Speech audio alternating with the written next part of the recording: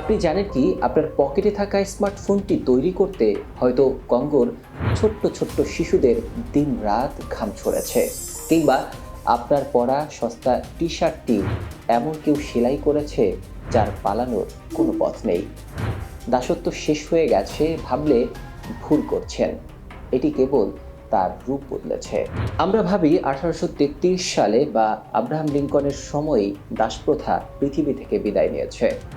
আমরা পাঠ্য বইয়ে পড়েছি মানুষ এখন পুরোপুরি স্বাধীন, কিন্তু আপনি জানেন কি মানব ইতিহাসের যে কোনো সময়ের চেয়ে আজ পৃথিবীতে দাসের সংখ্যা সবচেয়ে বেশি।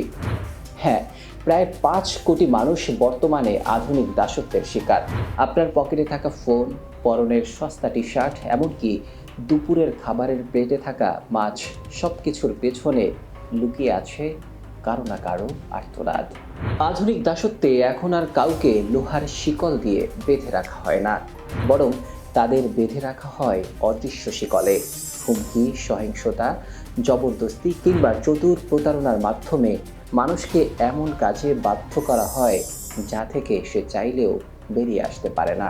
হয়তো কাউকে ভালো চাকরির কথা বলে বিদেশে নিয়ে পাসপোর্ট কিনে নেওয়া হচ্ছে, কাউকে বংশ পরম্পরায় ঋণের জালে আটকে রাখা হয়েছে, আবার কাউকে বাধ্য করা হচ্ছে এমন পরিবেশে কাজ করতে যেখানে মৃত্যু যে কোনো সময় দরজায় কড়া নাড়তে পারে।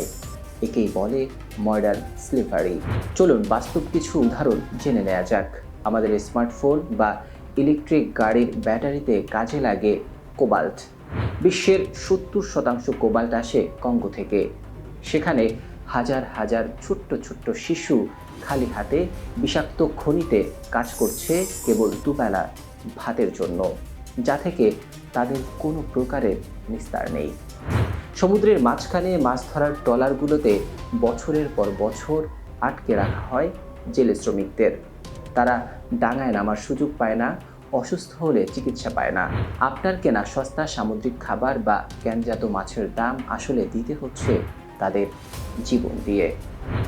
আবার সস্তায় নতুন নতুন ডিজাইনের কাপড় পরা এই যে ফাস্ট ফ্যাশন সংস্কৃতি, এর পেছনে রয়েছে এশিয়ার বিভিন্ন দেশের গার্মেন্টস ফ্যাক্টরির অমানবিক পরিশ্রম। বড় বড় ব্র্যান্ডের চাকচিক্যের আড়ালে এই শ্রমিকরা দিন রাত কাজ করছে নামমাত্র মজুরিতে। এবার প্রশ্ন হচ্ছে, কেন এটা বন্ধ হচ্ছে না? উত্তরটা খুবই সহজ: টাকা। আধুনিক দাসত্বের এই অবৈধ বাজার থেকে প্রতি বছর প্রায় $150 বিলিয়ন লাভ হয়। আর তাই তো বড় বড় কোম্পানিগুলো তাদের সাপ্লাই চেইন বা সরবরাহ ব্যবস্থার গভীরে তাকাতে চায় না, কারণ তাতে খরচ বেড়ে যাবে। আর আমরা ক্রেতারাও সস্তা পণ্যের লোভে জেনেও না জানার ভান করি দিনের পর দিন। আইনের ফাঁকফোকর আর চরম দারিদ্র্য এই অমানবিক চক্রকে টিকিয়ে রাখছে। শেষ পর্যন্ত এই কথাটাই সত্য যে দাসপ্রথা মরে যায়নি, বরং তার চেহারা বদলেছে আধুনিকতার আড়ালে। এর সমাধান কি আসলেই অসম্ভব? হয়তো না। আমরা যদি প্রশ্ন করতে শিখি এই পণ্যটি কোথা থেকে এসেছে, কে এটি তৈরি করেছে, তবেই কোম্পানিগুলো বাধ্য হবে স্বচ্ছতা বজায় রাখতে।